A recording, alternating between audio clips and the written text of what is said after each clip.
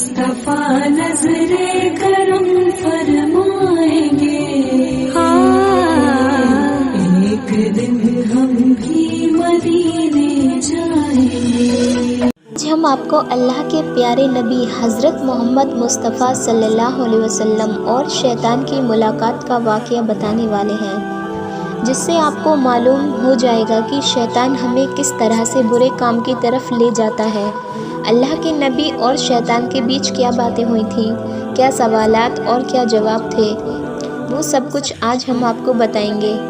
جب اللہ تعالیٰ نے حضرت آدم علیہ السلام کو بنایا، فرشتوں اور شیطان کو اللہ تعالیٰ نے حضرت آدم علیہ السلام کو سجدہ کرنے کا حکم دیا تو سب نے سجدہ کیا، لیکن شیطان نے سجدہ کرنے سے انکار کر دیا۔ اللہ تعالیٰ نے بھی شیطان کو لعنت کے ساتھ جنت سے نکال پھینکا۔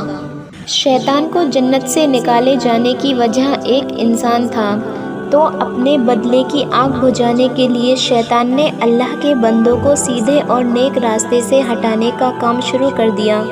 کئی نبیوں اور رسولوں کے دور میں شیطان ان سے ملاقات کرتا رہا اور ان کی قوم کو تباہ اور برباد کرنے کے لیے الگ الگ چالیں چلتا رہا اور ان کو گمراہی میں ڈالتا رہا، جس کی وجہ سے ان پر دردناک عذاب بھی آئے اور ان کا نام و نشان مٹ گیا۔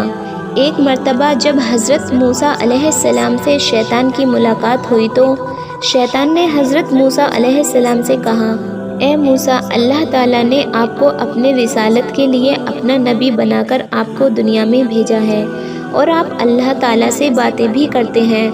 میں بھی خدا کی مخلوق میں شامل ہوں اور مجھ سے ایک گناہ ہوا ہے اور اب میں اس گناہ سے توبہ کرنا چاہتا ہوں۔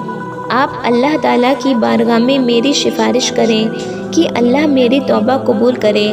حضرت موسیٰ علیہ السلام نے اللہ تعالیٰ سے شیطان کے لیے دعا کی۔ اللہ تعالیٰ کی طرف سے حکم ہوا، اے موسیٰ، ہم تمہاری دعا قبول کریں گے۔ اور شیطان کے لیے اللہ نے حکم دیا کہ اسے حکم دو کہ وہ آدم کی قبر کو سجدہ کرے، پھر اس کی توبہ قبول ہوگی۔ شیطان نے انکار کیا اور گھمنڈ اور غصے میں آ کر کہنے لگا، جب میں نے حضرت آدم علیہ السلام کو ان کی زندگی میں سجدہ نہیں کیا تو آج ان کی قبر کو بھی سجدہ نہیں کروں گا۔ پھر شیطان نے کہا، اے موسیٰ، آپ نے اللہ تعالیٰ کی بارگاہ میں میری سفارش کی ہے، اس کے لیے تمہارا مجھ پر حق بنتا ہے۔ چلو میں تم کو کچھ راز کی باتیں بتاتا ہوں، تم مجھ کو 3 حالتوں میں یاد کیا کرو، ایسا نہ ہو کہ میں تم کو ان 3 وقت میں برباد اور تباہ کر دوں۔ ایک تو غصے کے وقت مجھے یاد کیا کرو، کیونکہ میرا فتنہ تمہارے دل میں ہے اور میں تمہاری رگوں میں تمہارے پشت میں خون کی طرح دوڑتا ہوں۔ دوسرا، نیک کام کے وقت مجھے یاد کیا کرو، کیونکہ میں انسان کے پاس اس وقت جاتا ہوں جب وہ کوئی نیک عمل کر رہا ہوتا ہے اور کام کرنے سے روکتا ہوں۔ تیسرا، غیر عورت کے پاس بیٹھنے سے بچو، کیونکہ میں اس وقت سب سے زیادہ وسوسے انسان کے دل میں ڈالتا ہوں جب وہ کسی غیر محرم کے ساتھ ہوتا ہے۔ حضرت ابن عباس رضی اللہ تعالیٰ عنہ فرماتے ہیں، حضرت محمد مصطفیٰ صلی اللہ علیہ وسلم مسجد سے باہر نکلے تو وہاں شیطان کھڑا ہوا تھا۔ آپ صلی اللہ علیہ وسلم نے شیطان سے پوچھا، کس چیز نے تجھے مسجد کے قریب لایا ہے؟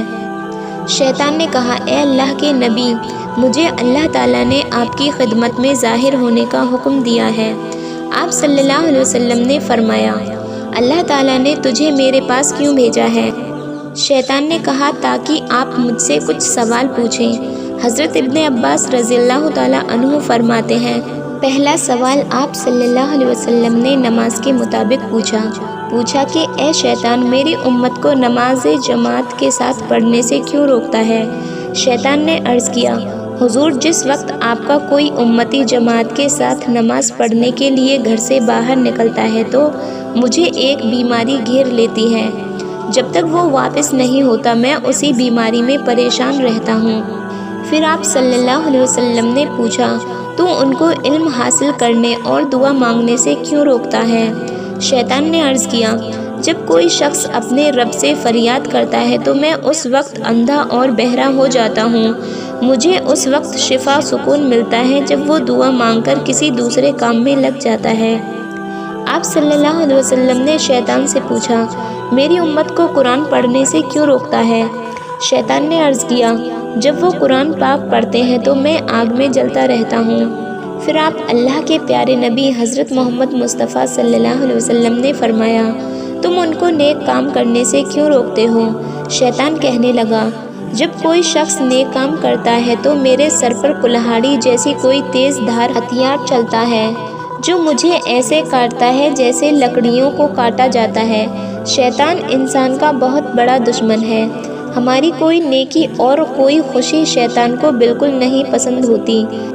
जैसे उसे हज़रत आदम अलैहिस्सलाम की वजह से जन्नत से निकाला गया था, उसी तरह हज़रत आदम अलैहिस्सलाम की औलादों को भी जन्नत में जाने का मौका ना मिले और ये जहन्नम में डाल दिए जाएं, जिस तरह शैतान और उसकी औलाद को जहन्नम में डाल दिया जाएगा।